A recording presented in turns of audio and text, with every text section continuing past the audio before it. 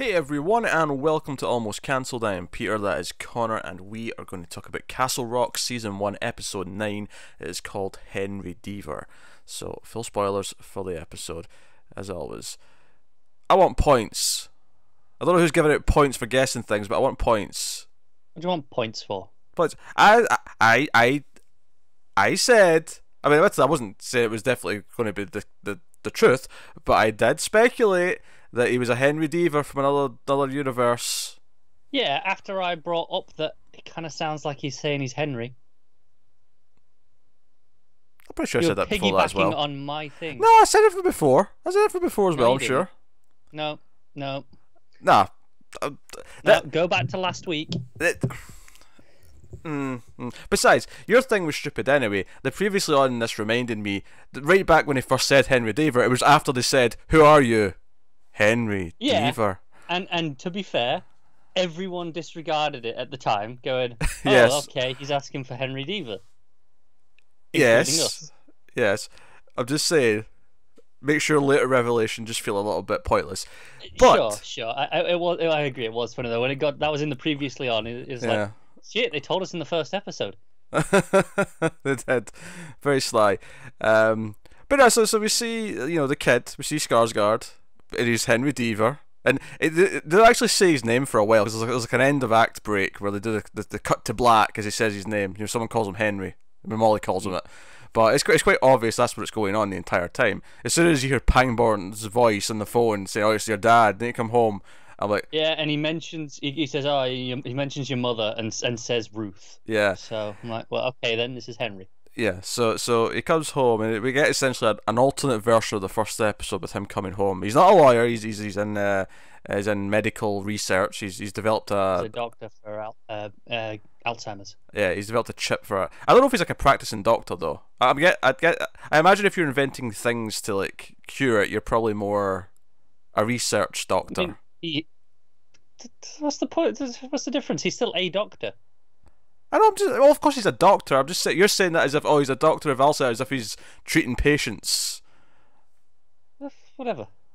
I was He specifically. might do.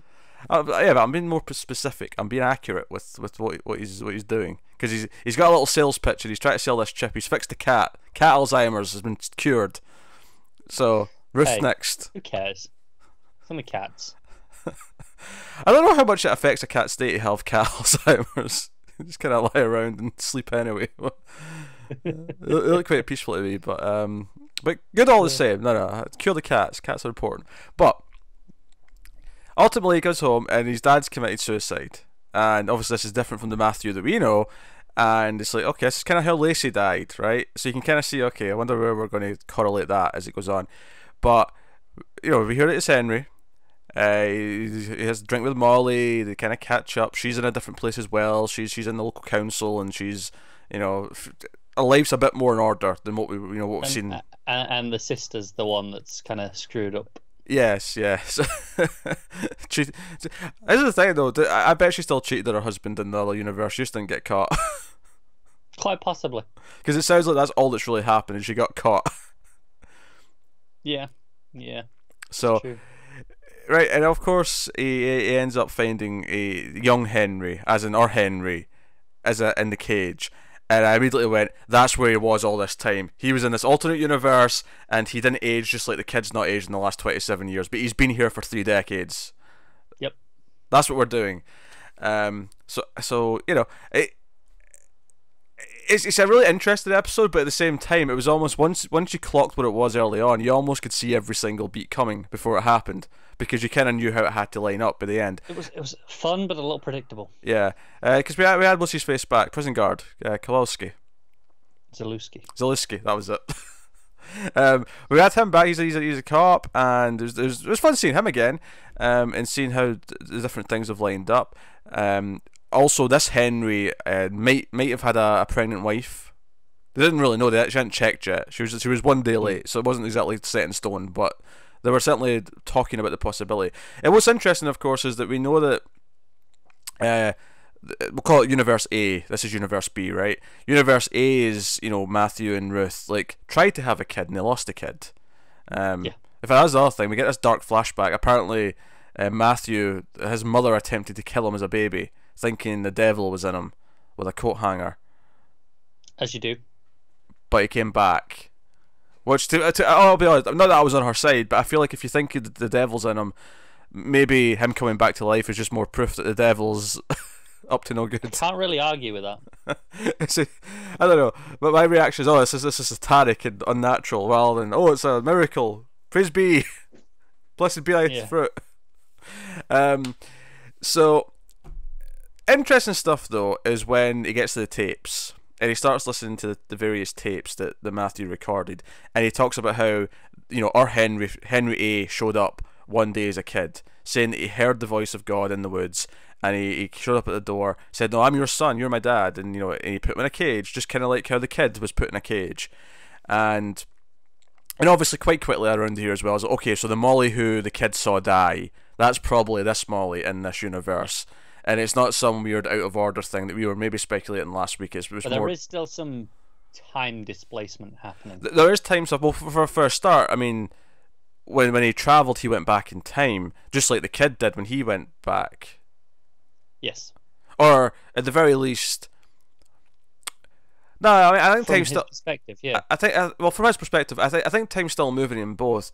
It's just that when our Henry tried to come back at the end of the episode, he specifically went to the exact, not the exact. It was it was 11 weeks later, but he aimed for the same time. It was 11 days. 11 days, yeah, whatever it was. But the point is he aimed for the same time that he left at. Yeah, and the kid was a little bit later, I guess, a little bit earlier, maybe. Slightly later by the looks of it, because he sees Pangborn running across and getting young Henry. Right, yeah.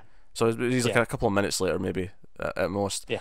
But yeah, that's actually one of the interesting things is when they get to that part of the woods, and Molly, like, because she wants to help him, because when she touches him, she gets like this wave of all this info and alternate things. What I thought was interesting is one of the things she sees is stuff that hadn't happened yet for Henry. Or the death of his father, like when she killed him in the bed. Unless I'm mistaken, I feel like that's like towards the end of those 11 days, which means technically it's not happened for. Well, Henry wouldn't know about it yet, so it's more like she's getting like a tap into the other universe as opposed to just accessing things that, you know. Okay, no, I'm with you. Because it's like she accesses the other version of hers memories, but it's not like she's accessing them at the exact time he left. She's getting a little bit further than that. Yeah, I'm not sure exactly how far into those 11 days that happened, so it's hard to say, right? Yeah, that's true. That's true. But you'd presume it's after he left, right?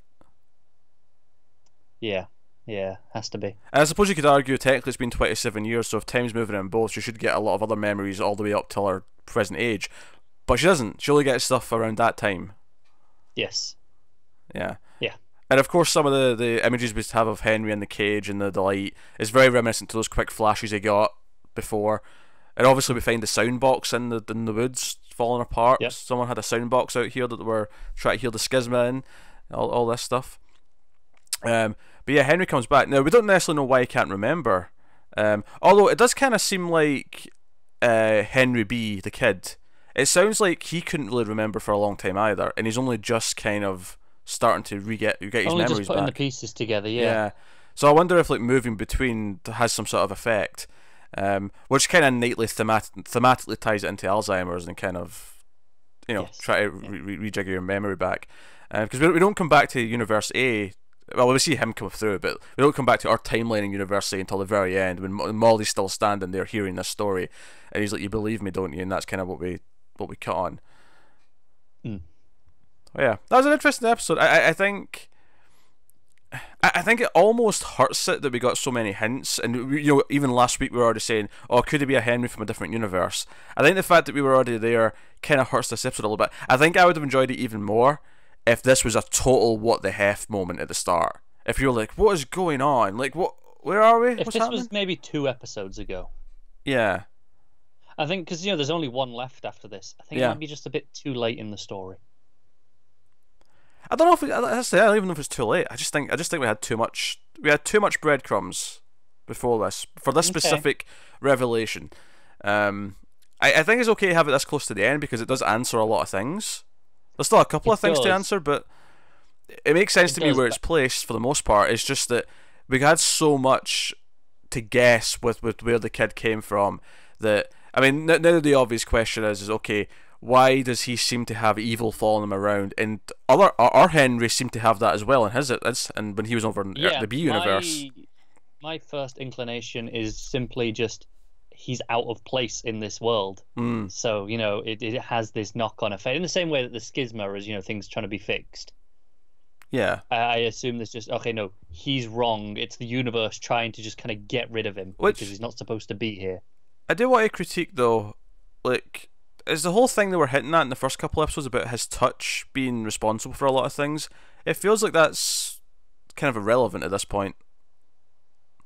Because bad Yeah, things seem to happen just when he's around, so the touch isn't that important. But it was very, very heavily implied for the first few episodes that his touch was a big I deal. wonder if the touch is more prominent, like is more powerful, because that guy died that night, that night, right, pretty quickly Okay. from the touch. Whereas him just being around, it's not instant, is it?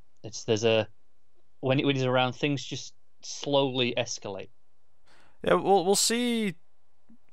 We'll see if it gets brought up again in the finale. If it's Yeah. at all relevant that his touch is more deadly. But he did touch Ruth as well, which, I mean, she did shoot Alan soon after that, but not died herself yet. No. Well, at least not from the know of. We had the cliffhanger last week where Henry got the phone call and he rushed off. But Yeah. so we'll see later. But That's true. I think this is a perfectly solid episode. I really like everything it does, and I like the answers. It's just not that exciting, my even though favorite it stuff. should be. My favorite stuff was the tapes. Like listening to the tapes and hearing like these old audio recordings that kind of like brought all this stuff up. Like I couldn't help but feel like my mind would have been completely blown if this was just without the teases we had last week, and it was just kind of like, wait, we're in an alternate universe. This show's doing alternate universes now. Um, but we almost had too much. Where as soon as it was like, okay, this guy's Henry, I could see exactly what all the beats were going to be. I could see this is how we're going to end. We're going to end with him coming over. This is the kid who used to be a decent person. He was the Henry of this universe. Yeah, because it was only 2 episodes ago we had the stuff with Ruth, and we were like, okay, is this Matthew?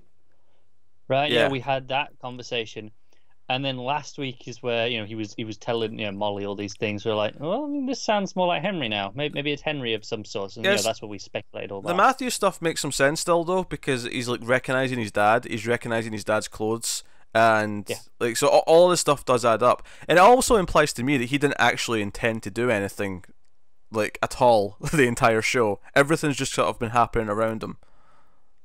Oh, absolutely, yeah. Yeah. I would say the only thing that maybe he did intentionally was, manipulating Ruth to get Alan, because that was revenge for leaving him to be locked up.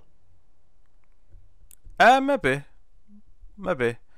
I feel like I need more though, because even with that, I'm not sure. Like obviously there's the motivations there, but at the same time, before he came over, he did seem like a perfectly reasonable, sound man. No, like he the, did, but then he yeah. was locked in a cage for 30 years. Which I admit would alter someone's head a little bit. Yeah, I'm not saying it's yeah, but at the same time, like there was that scene before where he went to the house, like episode 3 or 4, where he went to the house and the family started fighting, and I don't yeah. think he was intentionally doing that. I think now looking back in that, I'm almost like he's almost like testing it to see, am I having an effect? Like, am I doing something here?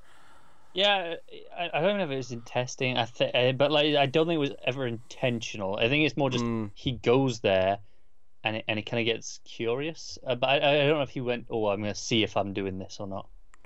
yeah, yeah. But I agree that I don't think he went there with the intent to make them hurt each other.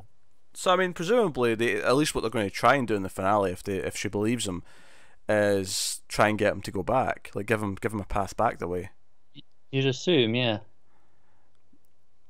Which is cool. Which is And which is cool, and it could actually give it a fairly wrapped up, happy ending if it all goes to yeah, plan.